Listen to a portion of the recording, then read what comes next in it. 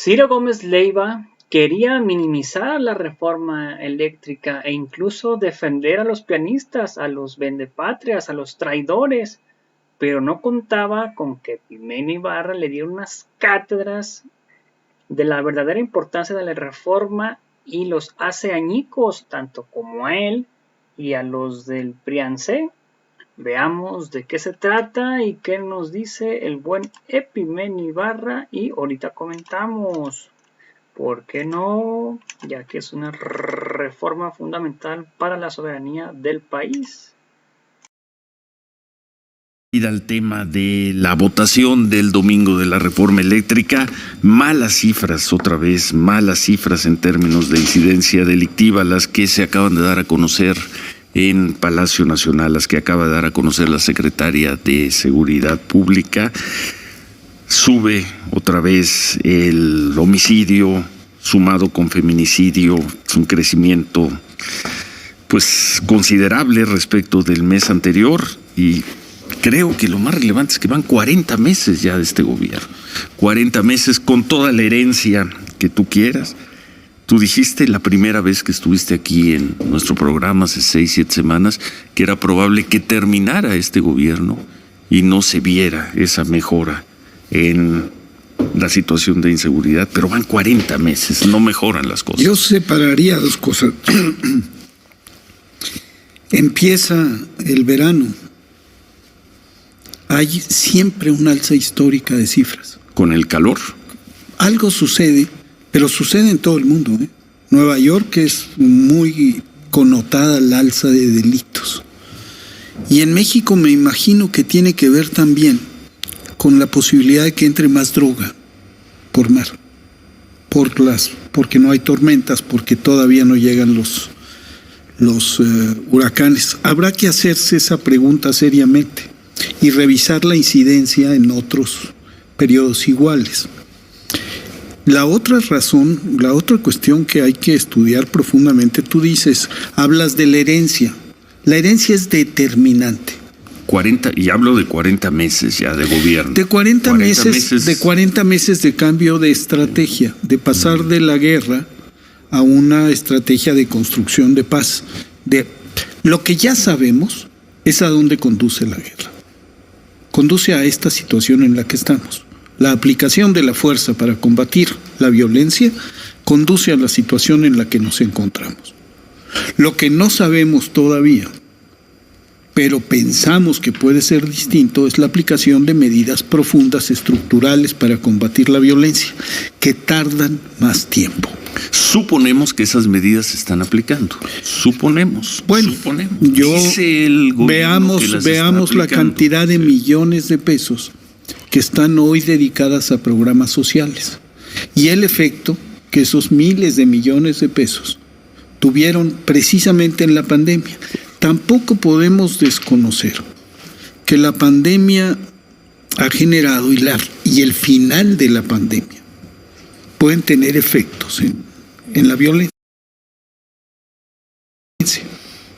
Ese fenómeno falta por estudiar.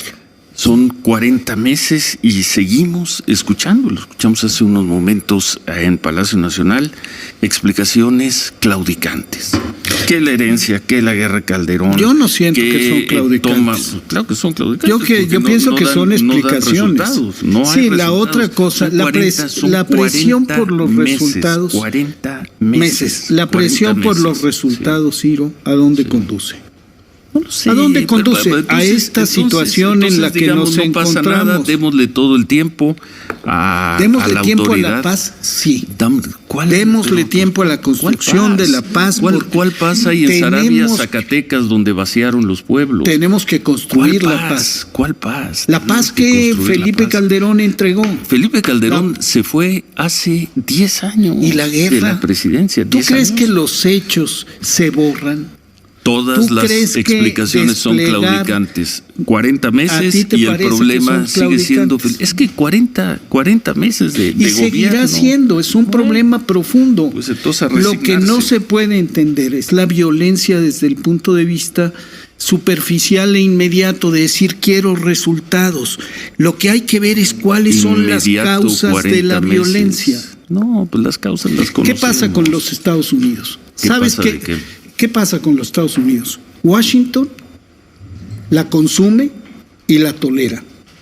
Hollywood la promueve y la consume. Wall Street la necesita y la consume. La droga. La droga es fundamental para la paz social en los Estados Unidos. ¿Por qué? Porque hay 2 millones de pandilleros armados hasta los dientes que viven de la droga y por la droga. Yo te pregunto, ¿cuántas veces hemos visto la captura de una bodega con 2 toneladas de cocaína en Los Ángeles? No lo sé. ¿Cuántos capos norteamericanos? No sé. Te pregunto, ¿cuántos capos norteamericanos han sido procesados? No lo sé. Entonces, el problema central es que hay una guerra en donde nosotros ponemos los muertos, ellos ponen a los consumidores y ellos ponen las armas y los dólares. Esa guerra se detuvo hace 40 meses y esa guerra continúa. Siguen los crímenes, siguen los robos, continúan las organizaciones criminales pasando droga y vendiendo droga, porque en Estados Unidos el combate contra la droga es por lo menos negligente. Bueno. Por lo menos negligente. Y mientras ese fenómeno no se ataque, nosotros vamos a tener una relación subsidiaria con los Estados Unidos, que hay que empezar a atacar, y es lo que se está haciendo con la demanda de las armas, lo que se está haciendo con el fin de la operación de la DEA en México, que hoy se habla de eso, y el fin de la operación de la DEA en México tiene que ver con el fin de operaciones tipo Rápido y Furioso. Bueno. Y tiene que ver con el fin de operaciones en donde narcotraficantes llegaron como Genaro García Luna a ocupar el puesto de más importancia en la conducción de las operaciones contra el narco.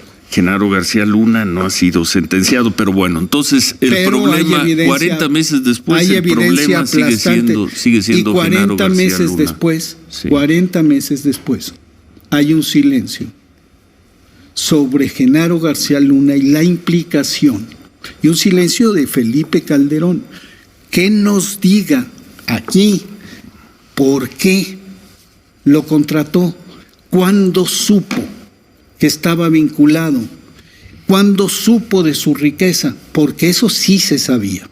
Bueno, 40 meses después no mejoran las condiciones de inseguridad, 40 de 70, ya va en la segunda parte este gobierno. Vamos a escuchar lo que dijo al respecto el juicio, la evaluación que hizo el presidente López Obrador sobre estas cifras hace unos momentos allá en Palacio Nacional.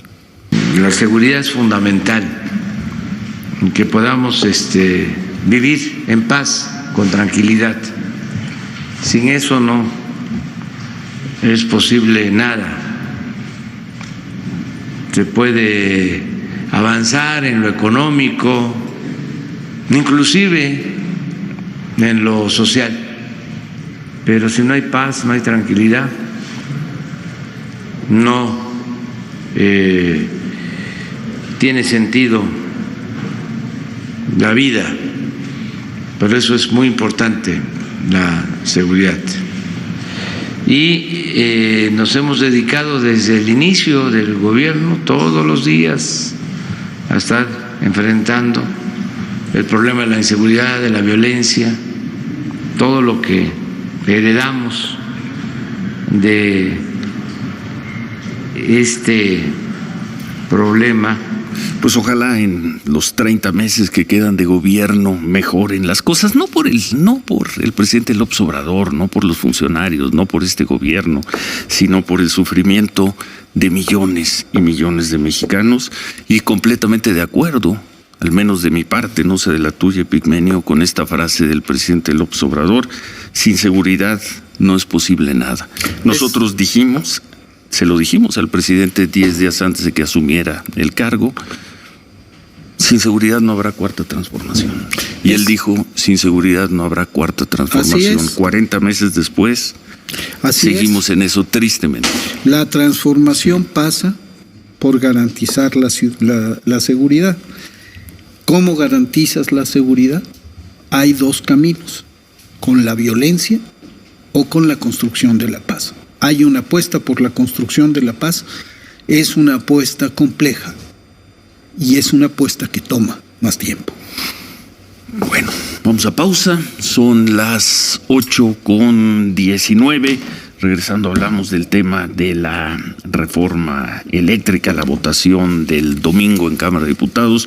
Hoy escribes en Milenio 223 traidores, es el título de tu columna. Vamos a regresar sobre ese tema. Por cierto, hoy se despide de Milenio uno de los articulistas fundadores, Guillermo Valdés, y ayer lo había hecho Roberto Blancarte. Un fuerte abrazo a los dos, a Roberto y al muy querido Guillermo Valdés. 8:20, hacemos pausa, volvemos.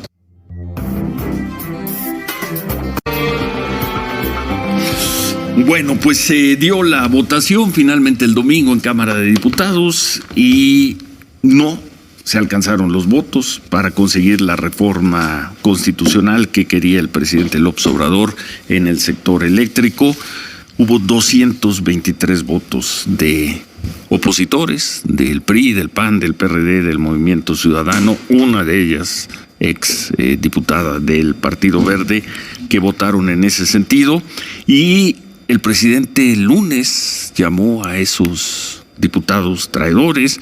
Morena abrió una estrategia para identificarlos. Y tú escribes hoy 223 traidores. Es el título de tu columna en Milenio, Epigmenio. Y la semana pasada escribí una columna que se llamó Una traición anunciada. Y advertí, se va a perder. Se va a perder. Sí. Eso sí, con toda claridad. Y al mismo tiempo que dije se va a perder, dije será traición. Porque ante el interés superior de la nación no hay medias tintas. Y yo pienso que eso es lo que estaba en juego, el interés superior de la nación. Y la defensa de los intereses de las clases, de los más pobres de los pobres, y también de la clase media. De esos que los legisladores y las legisladoras dicen representar, y a los que se deben.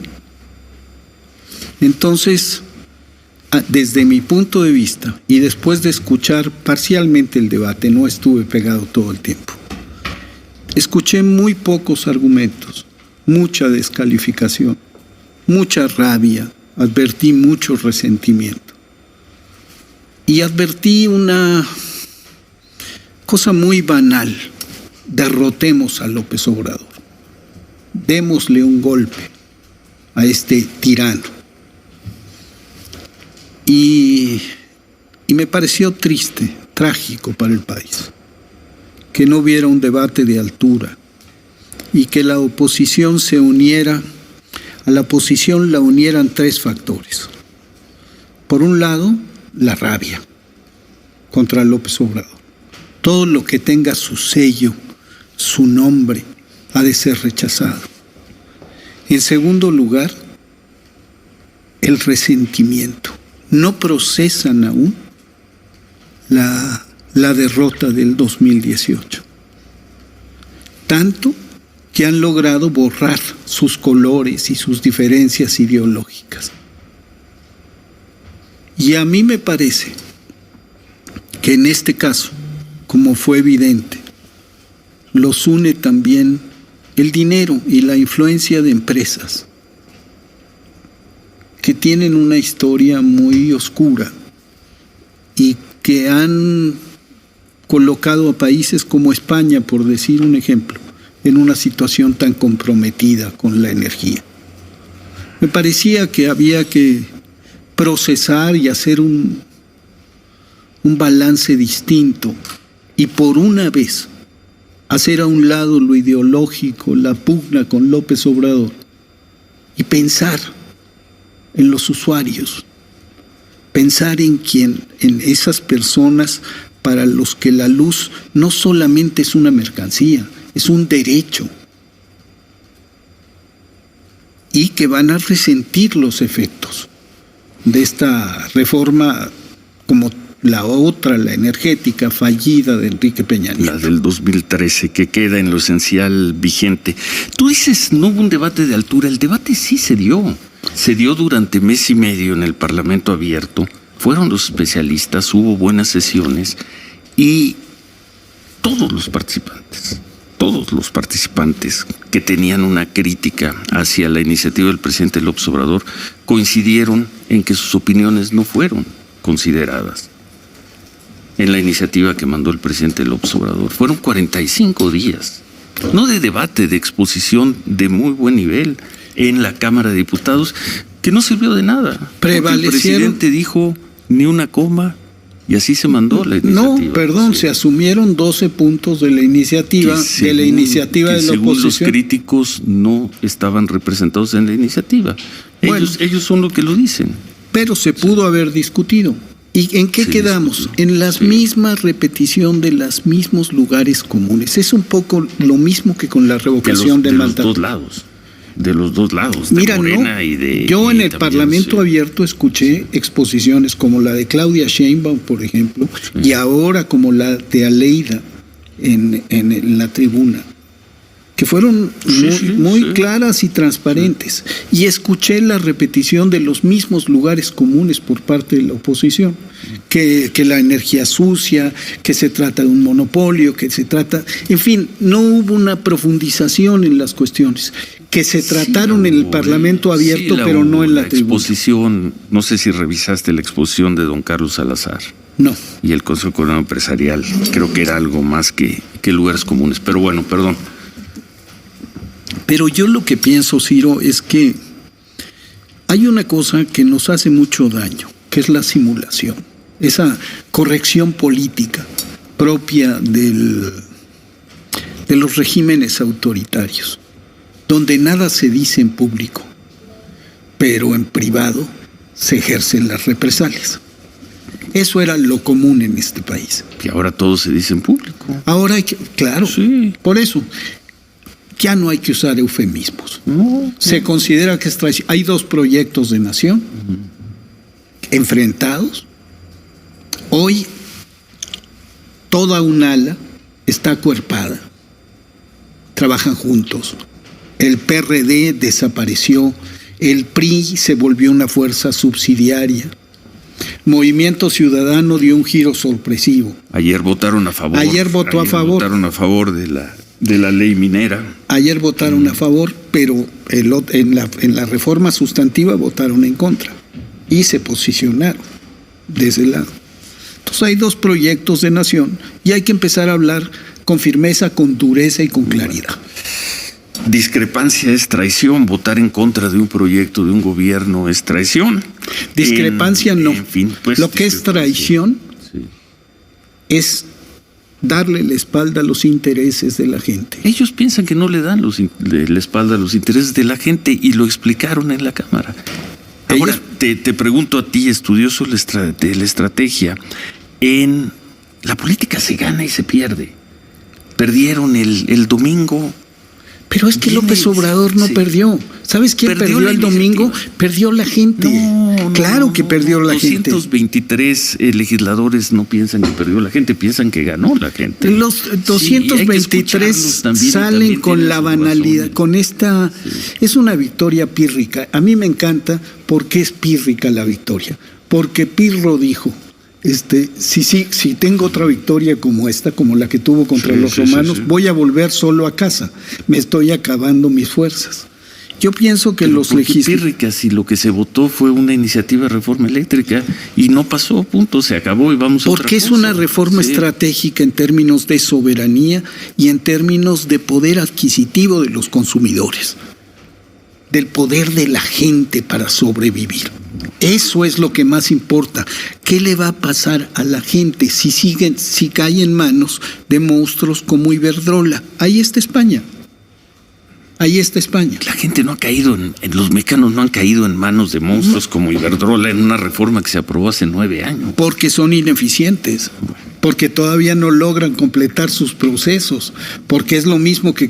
Pero, sin embargo, tenemos 12 plantas hidroeléctricas prácticamente paralizadas, y esa es energía limpia. Y está paralizado por la reforma. Tenemos un organismo del Estado en el que se invirtieron miles de millones de pesos a lo largo de muchos años, hoy prácticamente al borde de la quiebra.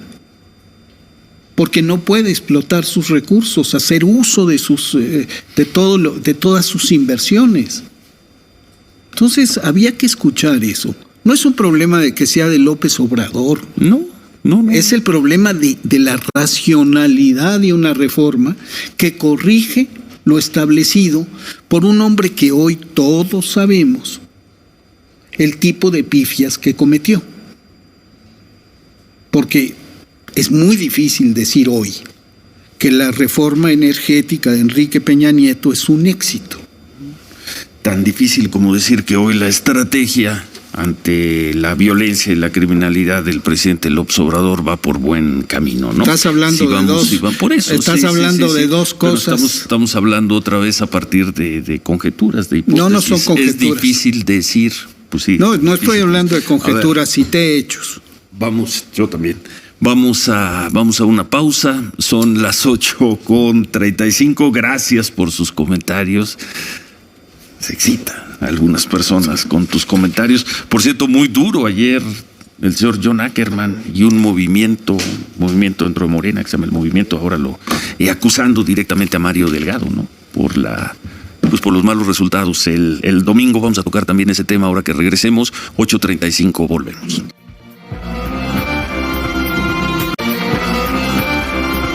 8:39 por la mañana, vamos con la información. Sin paz ni tranquilidad no tiene sentido la vida. La seguridad es fundamental para poder avanzar, aseguró el presidente López Obrador. Dijo que desde que inició su gobierno se han dedicado a enfrentar el problema de inseguridad que heredaron.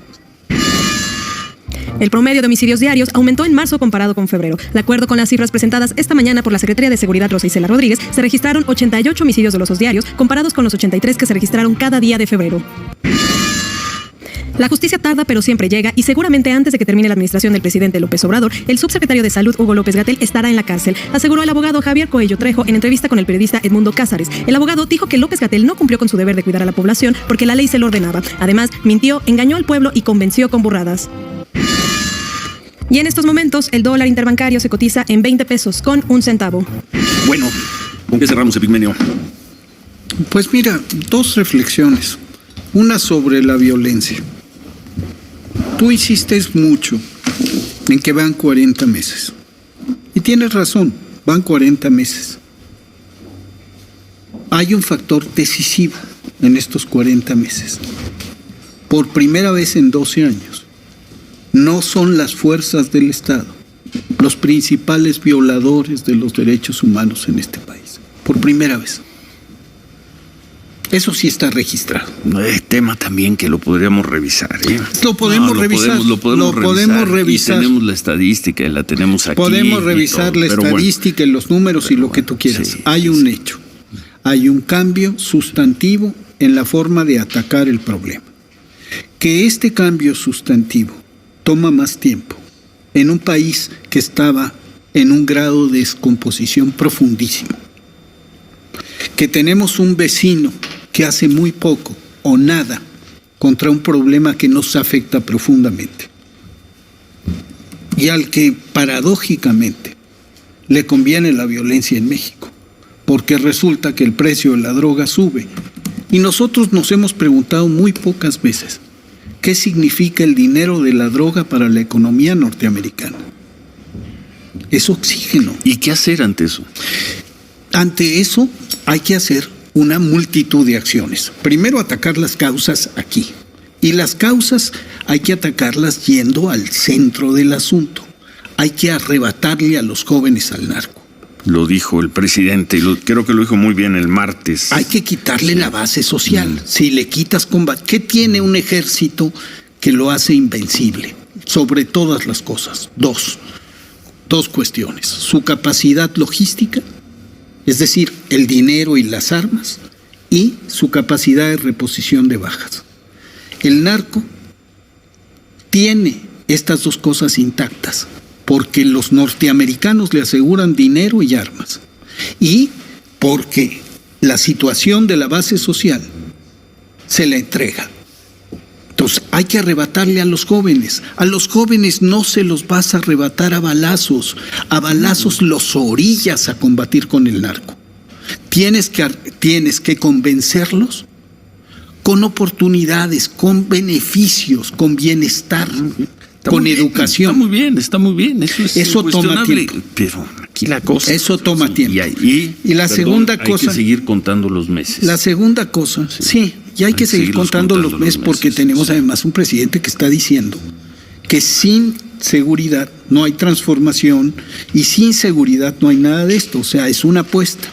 Y tenemos un presidente que por primera vez ejerce el mando. No lo delega. Ni se ve ahí de vez en cuando con los jefes militares, y menos se lo entrega a un mando como Genaro García Luna, sino que está al frente del Comité de Seguridad todas las mañanas, pasando lista, revisando, diseñando estrategias que no tengan que ver con lo que nosotros sabemos que no funciona, que es la aplicación de la violencia para acabar con la violencia. Y luego la segunda cuestión es la necesidad de entrar a un debate democrático más fuerte, más duro, más claro, en donde a las cosas se les diga por su nombre, porque cuando las cosas que no se nombran no existen. Está bien, en ese debate el presidente López Obrador, la gente de Morena, algunos analistas como tú llaman traición al voto de los opositores, y los opositores hablan muy duro contra el presidente López Obrador y sus proyectos. Bien, es un buen debate. Está bien. Es un buen debate. Sí, ojalá y hubiera más argumentos y menos rabia. De los dos lados. No, yo lo veo más del otro lado. Y hablando de debates, ¿qué opinas de esto que difundió ayer? Le dio mucha fuerza ayer en redes sociales John Ackerman. Sí. Y más que John Ackerman en sí, John Ackerman dio a conocer hace algunos meses un movimiento que se llama ¿cómo? Es un movimiento de refundación, sino del partido. Refundación movimiento de regeneración. Algo así, y se algo va así muy como duro Convención Nacional. La Convención Nacional de Morena. Morenista. Sí, Convención Nacional Morenista.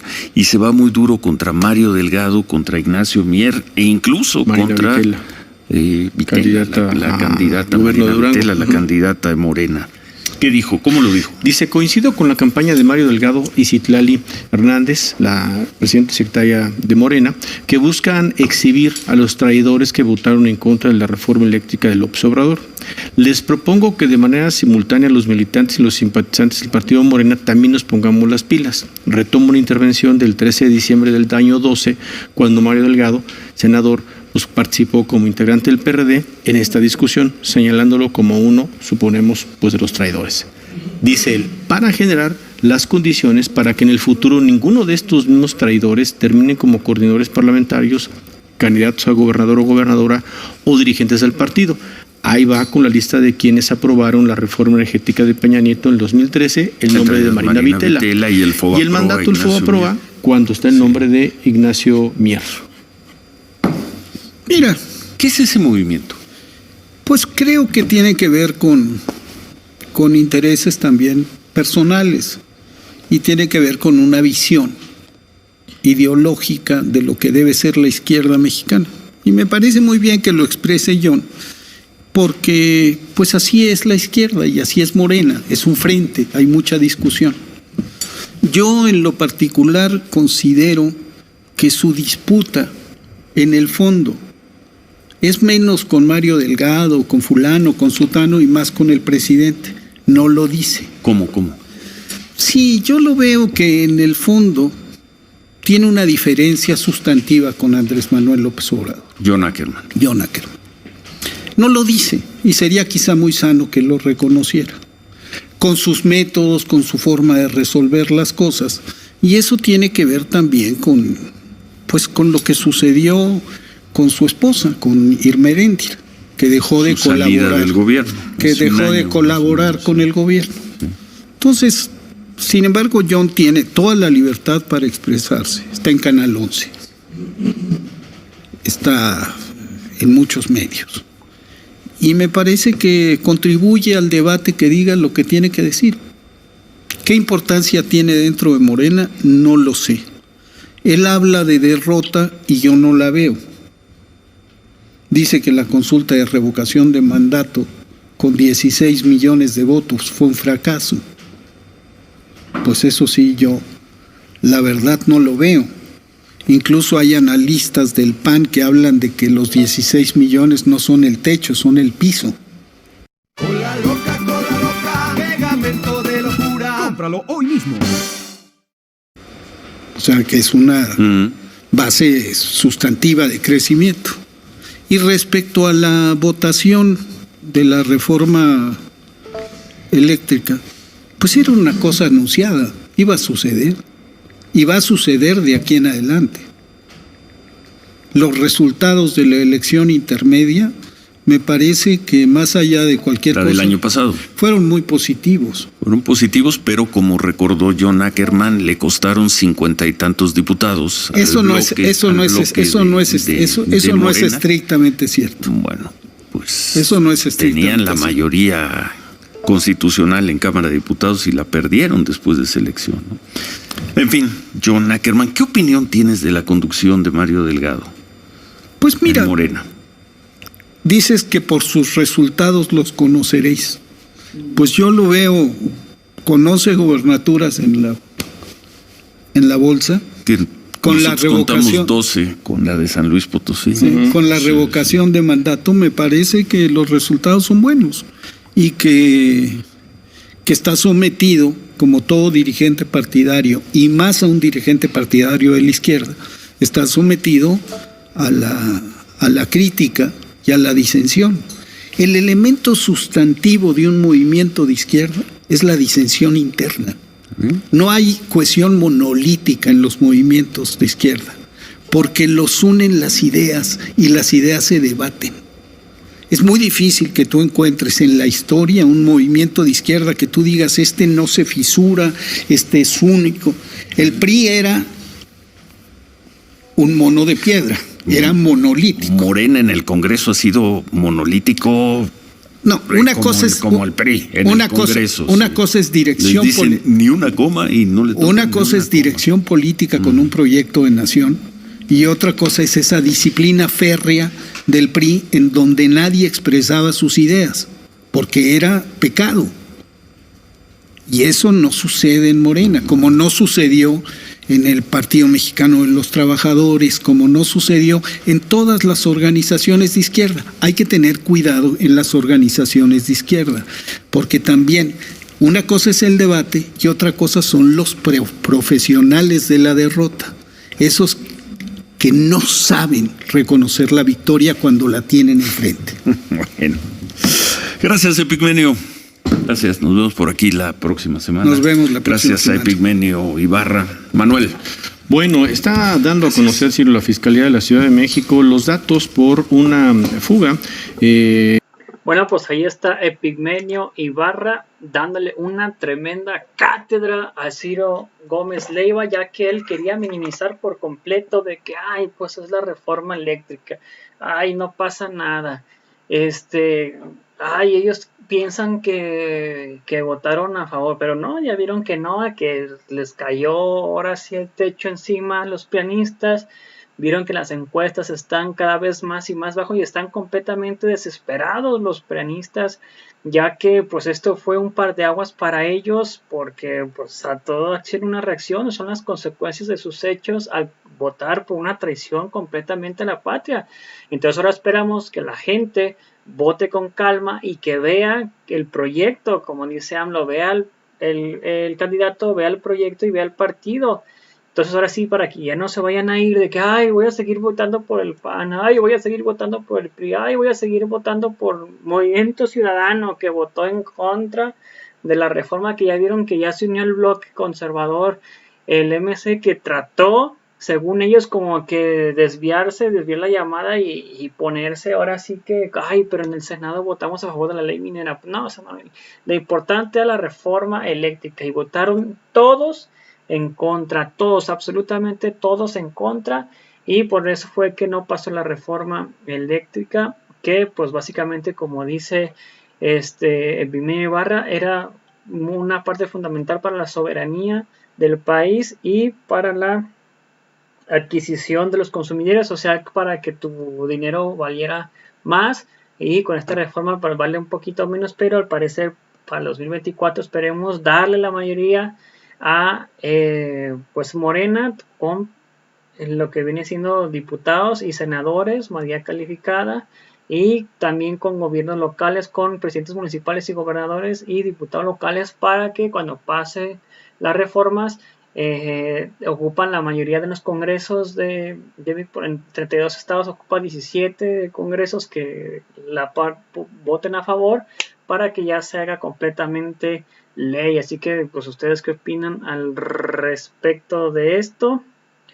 La gente dice Blanca Cortés, saludos, si me puedes apoyar con estrellas que no afecten tu economía sería completamente fantástico.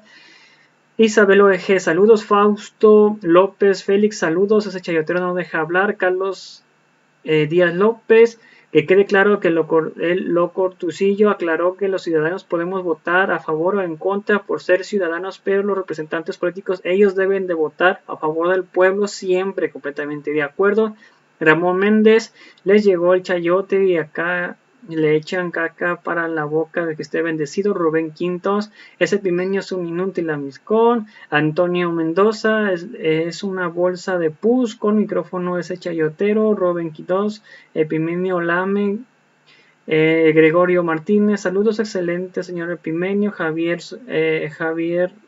Solís Salvador, saludos, que todos, sé que todo está pen, jajaja. Francisco Rubio, le reconoce que porque ha hecho un porro incapaz, trabajador y grande inútil, andan góngora, mejor cállate chayotero. Jesús Salinas, cállate rata mentirosa. Saúl Valdés, saludos. Venustiano Pérez, Ciro chayotero, mentiroso, vividor del erario público.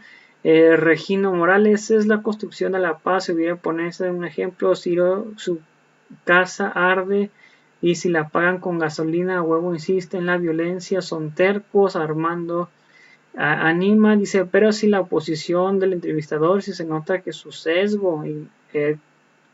Héctor Jiménez, Ciro Gómez mierda. Cadete Rodríguez, Epimenio, ¿para qué vas con esos chayoteros? Clara Sam, eres un vómito. Ciro.